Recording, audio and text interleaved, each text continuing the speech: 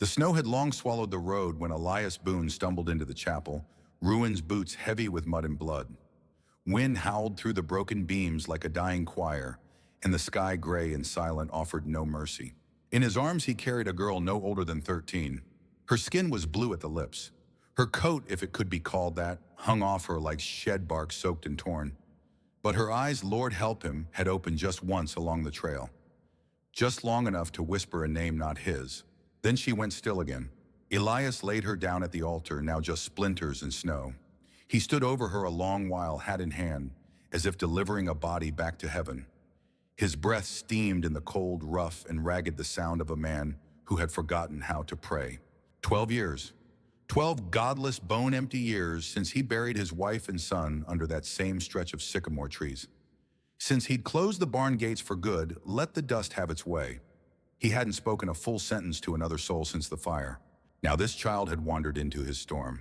He turned to leave her, hands shaking back, aching from the ride down the ridge. He took 2 steps, then froze. From behind him came a cough, wet, weak, human. Elias wheeled around, nearly slipping eyes wide. The girl blinked slowly, like waking from the edge of death. Her lips trembled as she formed the words cracked barely there, yet clear. "Don't leave me, Papa." And just like that, the ice that had wrapped itself around Elias Boone's heart for a dozen winters began to melt one heartbeat at a time. Elias Boone didn't correct her. He didn't say, "I'm not your father," though the words hung heavy in his throat like wet rope. He just stood there whine-clawing at his coat eyes, fixed on the girl who'd mistaken him for someone else, or maybe chosen to believe otherwise. She was half-conscious again, curled against the pew like a feral animal trying to disappear. He knelt beside her, lifted her into his arms once more. This time he didn't hesitate. The trail back to his cabin wound through what was left of Red Hollow, a ghost town choked in ash and silence. The once busy general store leaned at a drunken angle. The schoolhouse bell tower had collapsed in the last storm, and the cemetery by the ridge was no longer fenced. Nothing here kept anything out, or in. Elias pushed open the cabin door with his shoulder snow trailing behind him. Inside was stillness, same as it had been for 12 years. Dust on the stove, chairs that hadn't been touched since Mary and Ben were alive. Even their coats still hung by the hearth, shriveled and forgotten. He laid the girl on the only bed that didn't creak when you breathed near it, wrapped her in every blanket he could find, lit the stove with hands stiff from cold and disuse. She didn't speak again that night, but in the dark hours between sleep and guilt, Elias sat by her bedside and watched the rise and fall of her breath like it was something sacred, something borrowed. In the morning, her fever broke. He was carving wood at the table when she sat up, eyes darting, hands ready to flee. He saw at that instinct the way stray dogs look just before you reach for them. "I found you in the snow," he said, voice low, almost gentle. "Chapel Road. Thought you were dead." She didn't answer, just pulled the blanket tighter. "What's your name?" "Mom." "June. Where's your family, June?" Her eyes turned flat then. That kind of silence didn't come from fear. It came from knowing too much. The silence of kids who've seen people lie with smiles and hands that hurt. "I ain't gonna hurt you," Elias said, not out of kindness, but because he had to say it to her, to the ghost. "I didn't steal nothing," she muttered. "I didn't ask if you did." That made her look up. He poured her broth and left the cup by the bed. She stared at it like it might explode. After a moment, she took a sip, then another. He turned away to give her space, picked up the carving knife again. But this time his hands weren't steady, because here she was, flesh and blood. A second chance shoved through his door in a storm, and he didn't know if he was strong enough to take it. As June stayed, not because Elias asked her to, but because her legs wouldn't carry her far. The fever had weakened her bones, and the bruises on her ribs, half-healed, half-hidden, told a story she wasn't ready to give words to. Elias didn't pry, he just let her be. Days passed like shadows, silent, slow, stubborn. She ate what he made mostly in silence. Scrambled eggs, bread, soaked in broth, apples he'd kept through winter in the cellar. She never complained, never thanked, just nodded barely, like survival was a transaction she knew well. By the 4th morning, Elias found her outside chopping kindling. Badly. "You'll lose a thumb if you keep holding the axe like that," he muttered. She didn't stop. "Better than starving. Let me show you." She hesitated, then handed the axe over like she was giving up a weapon. He showed her the stance, the grip. She copied him without a word. And when she got it right, when the wood split clean, he saw something flicker behind her eyes. Pride, maybe, or just the memory of it. That night, he took down Mary's old sewing kit and patched her coat. She watched from the hearth, wrapped in a blanket, eyes tracking his hands. "You was married," she asked finally. "I was. Where is she now?" And there was a murder. Elias paused, thread between his fingers. "Gone. Same as our boy." She looked away, mine too. The silence stretched long between them. "Your folks, what happened?" he asked. June didn't flinch. "My pa sold me to a trader outside of Denton. Said I cost too much to feed. The man kept me in a shed.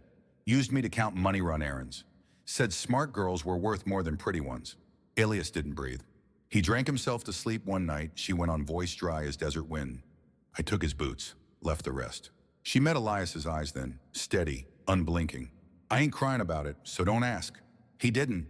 Instead, he set the needle down, walked to the fire, and handed her the coat newly mended. "You ain't got to explain nothing to me," he said. She looked down at the stitching, then back up at him. "You don't seem scared of what I might have done. I'm more scared of what this world's already done to you." That night, Elias pulled an extra blanket over her sleeping form, watched the way her fingers curled near her chest as if still protecting something invisible. He thought of Ben, thought of how his boy had once fallen asleep in that same spot after a night of fever and laughter. And he wondered not for the first time if ghosts had led June here, or if maybe somehow she was the ghost he'd been waiting for. It was mid-February when the man came. Fog rolled in from the canyons that morning, thick and pale as unspilled milk. The kind of fog that steals sound and makes the world feel half-swallowed. Elias was tending the chicken coop when he saw the horse. A bay mare, ribs showing wet breath steaming in the cold. And the rider, too upright to be drunk, too clean to be lost. The coat he wore was city-made collar lined in fox fur boots, polished even through the mud. He tipped his hat as he approached the porch, but didn't dismount. "Name's Alden Rusk," he called. "Looking for a girl." Elias froze just a second, but Rusk saw it. Tall for her age, Rusk went on, casual as smoke. Dark hair, quiet, has a little scar under her left eye. Pretty when she isn't scowling. Elias said nothing. "She's worth a lot to some very angry men," Rusk added, voice sharpening. "Ran off with something that wasn't hers." Inside the cabin, June stood at the window, hidden behind the curtain. She didn't tremble. She didn't cry. She listened. "Can't help you," Elias said finally. "Ain't seen a soul in weeks." "Funny," Rusk said, eyes narrowing. "Your chimney's smoking. Your chicken feed's fresh. There's a dress drying on the line behind your cabin. Unless you've taken to wearing gingham, I'd say someone's here." Elias didn't answer, but he stepped closer to the porch, just a little.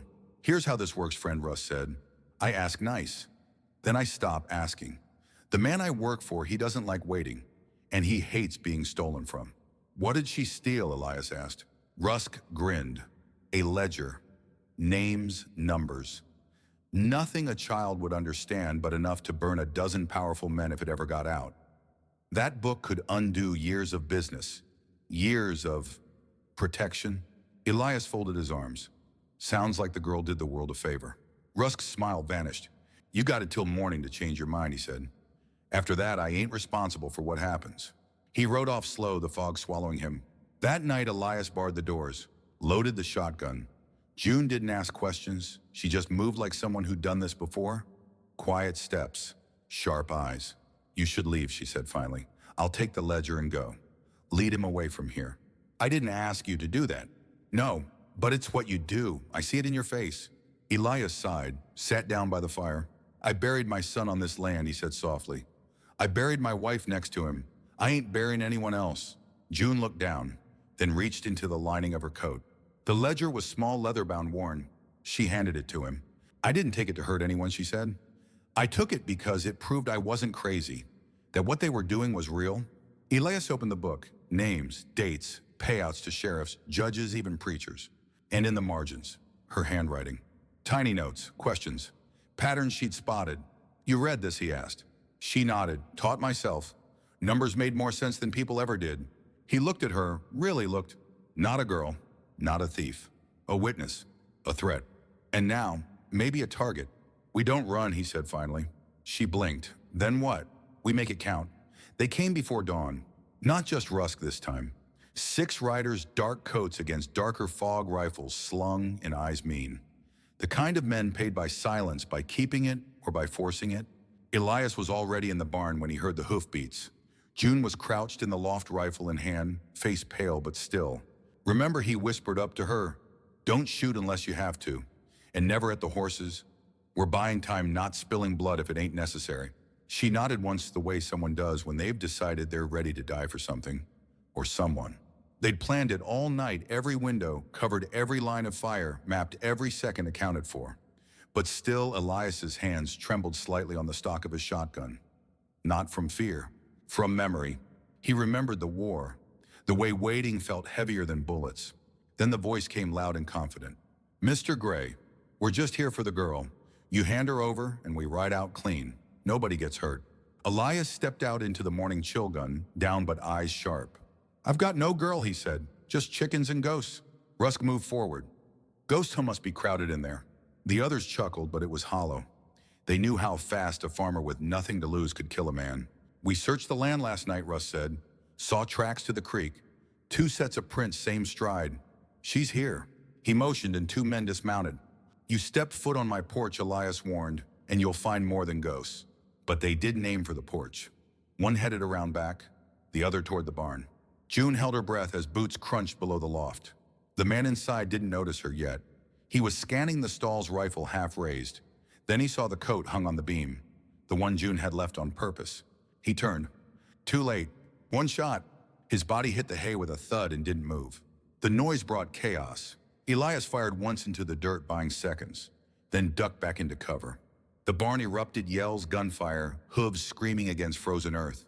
June was already down the ladder, eyes wide, blood on her hands but not hers.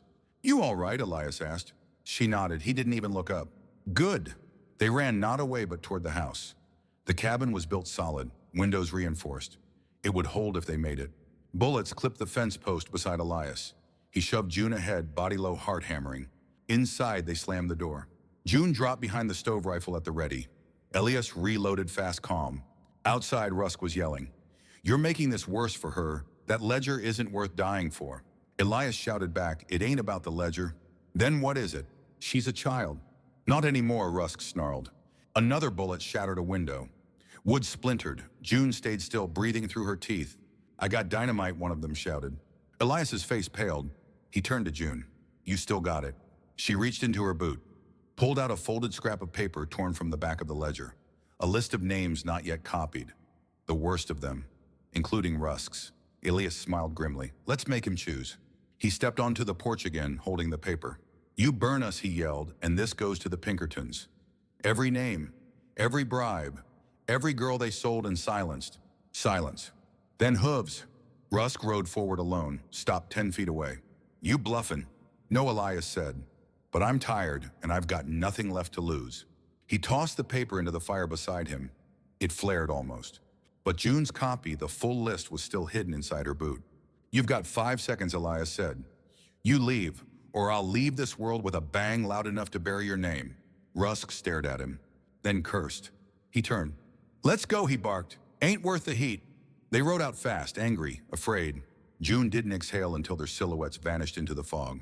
Elias lowered his shotgun, hands shaking now just a little. "Next time," she said, "we shoot first." He looked at her. "No, next time we bring it all down." And in the fireplace, the scrap of burned paper turned to ash, just enough to fool the devil. Winter broke late that year. The snow melted like regret, slow, stubborn. And with it came a kind of quiet that made the cabin feel too big, even with 2 people living in it. June still slept lightly, boots tucked beneath her cot, a knife under the pillow. Elias let her. Trust wasn't something you could ask for. It had to be earned over time, over meals, over scars. He started teaching her. Not just how to shoot straighter or track prints in wet ground, but how to read contracts, calculate feed costs, tell when a trader's handshake was just grease over a lie. Every morning they lit the stove.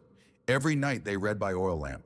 And between those hours, something unspoken settled between them. Not love, not yet, but kinship with a scar down the middle. One day in March, she asked what he'd never expected to hear. "Why'd you stop carving?" Elias looked up from the saddle he was mending. "How you know about that?" "You've got 6 unfinished whittles under the porch steps, all with initials carved in but no faces." He went quiet. "My son," he said finally. "I used to carve him toys. After he died, I kept starting new ones. Couldn't finish any. Why not? Because none of them looked like him. And I didn't want to give him faces that didn't belong. June was silent a moment. Maybe you weren't supposed to carve him again, she said. Maybe you were carving through him. That night, Elias found the old knife. It still fit his hand. Still bore the notch where his boy had dropped it once on the hearthstone. He sharpened it slow, steady, and began again this time with a new block of cedar. No initials yet, just a shape rough but forming. Spring came with dust and rumor. A letter arrived from a man Elias had not spoken to in 15 years, a lawyer in Dallas. Said someone named Clara Dunning had inquired about June. June read it, eyes darting. She's his wife, she said. Who's, Rusk, the man from before? She's the one who kept the records. You think it's a trap? June shrugged. Or maybe she wants to burn it all down, same as us. Elias studied her. We don't owe nobody nothing. I do, she said. And that was that. They rode to Dallas 4 days later, saddle sore and sore in soul. Clara was waiting in a faded boarding house, half blind from fever and more tired than hate itself. She held the real ledger pages intact. Names, dates, payments, some already dead, some still in power. I want it out, she whispered. Out in the open. I don't care if it kills me. June took the ledger. Why now, Elias asked. Clara looked at him, then at June. Because she lived and I didn't. Back at the cabin, Elias built a small box. Not to hide the book, but to keep it safe until they could copy it all. Truth took time and sometimes paper. That night, June asked what he planned to do after. Elias looked at her, then out at the hills, now green again. I reckon I'll finish that carving. Maybe raise some horses, maybe teach some kids who never had a fair shot. She smiled, like me. He nodded. Exactly like you. They buried Elias on a Sunday. The sky was low, as if the clouds were kneeling. He had died quietly without ceremony in the chair by the fire knife still in hand, cedar shavings at his feet. The carving on his lap was finished. A young girl standing tall, one arm, reaching out to something just beyond the edge of wood. No name on the figure. He'd left that part to her. June wrapped him in canvas just as he'd once wrapped her coat in thread. She dug the grave herself. The dirt was soft, the earth still damp from spring's thaw. No preacher, no speeches. Just her voice, quiet and clear. You gave me my name back. I'll carry yours with me. She placed the carving on the grave. No flowers, just cedar and wind. In the weeks after the ranch ran itself, June had been doing most of the work for months. The horses came when she whistled. The chickens didn't complain. But the nights were different. The cabin echoed now. She lit one lamp instead of two, cooked half as much, drank coffee even if it turned bitter in the pot. There were letters to send, one to Clara, another to a paper in Kansas that had promised to print the full ledger story. She sent them off without ceremony. What mattered now wasn't revenge. It was memory. One evening, a boy wandered up the trail. 13, maybe 14, wearing shoes too big, jacket too small. Looked like he hadn't eaten in days. He didn't knock, just stood there staring at the open door. June leaned on the frame. You running from something? The boy nodded. You got a name? Luke. Well, Luke, she said there's work if you want it. Food too. But you sleep by the fire till I know you ain't gonna steal my boots. He hesitated, then smiled. Deal. That night, June sat beside the fire. Luke snored softly, a blanket pulled to his chin. The horses stirred in the barn. Wind brushed through the cracks in the logs, soft as breath. She pulled Elias's ledger from the shelf, now filled with her own notes, her own hands, and began a new page. If you're still here, maybe some part of this story touched something quiet in you. Maybe you too once stood at the edge of something broken and someone held out a hand. If that's true, pull up a chair. There's always room by the fire. Subscribe to Still Winds of the West. Let the stories keep you company. Amen.